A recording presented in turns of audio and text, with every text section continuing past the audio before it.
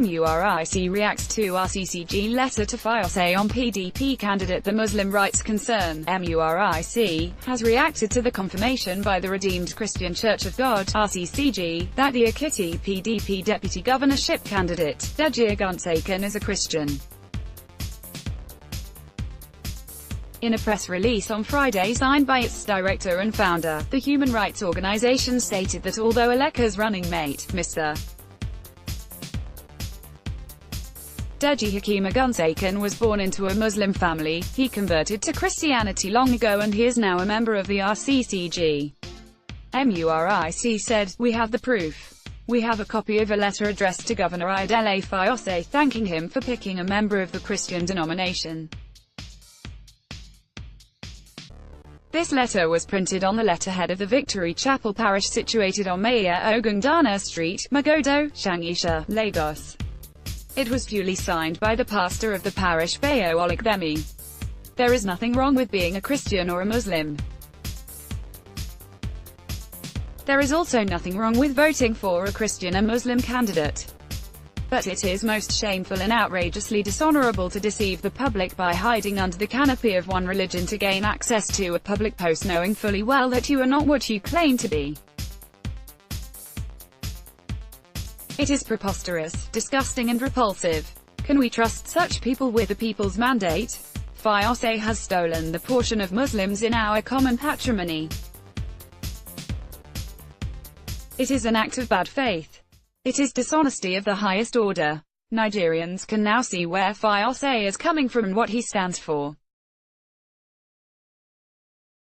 Ekiti people entered one chance the day Fayose was elected. This man is Mr. Jekyll and Hyde. You can never trust him. He perfected the plan to deceive Muslims in his state long ago. We remember how he appeared at the Eid ground wearing turban on Salah Day, complete with a rosary. But it was a grand display preparatory to this grand deceit. It will be remembered that we issued a statement at the time warning Ekiti Muslims that he was trying to deceive them. We are now vindicated. From now on, any Muslim who hobnobs with Fayose is on his own. The wind has blown. We have seen the ruff of the hen. Fayose's trick has been uncovered. His days are numbered. Every day is for the thief, but just one day is for the owner. Fayose can run but he cannot hide. If he runs to the sea will be boiling. If he runs to the hills will be melting in a volcanic eruption. This man is a special study in Chamberlain's 5 evils: brute force, bad faith, injustice, oppression and persecution. MURIC recalled its allegations against Governor Peter Adele Fayose, who completely marginalized Muslims of his state by appointing no single Muslim as a commissioner or permanent secretary throughout his tenure. This man has shortchanged Ekiti Muslims. The only Muslim good enough for Fayose is the one who converted to Christianity a long time ago. Muslims in Ekiti should therefore shine their eyes. We remind Fayose and his cohorts of the words of Abraham Lincoln, who said, "You can fool some of the people some of the time, but you cannot fool all of the people all of the time." We warned Ekiti Muslims when Fayose picked his Muslim deputy for Eleka. We knew he had something up his sleeve. But now the game is up.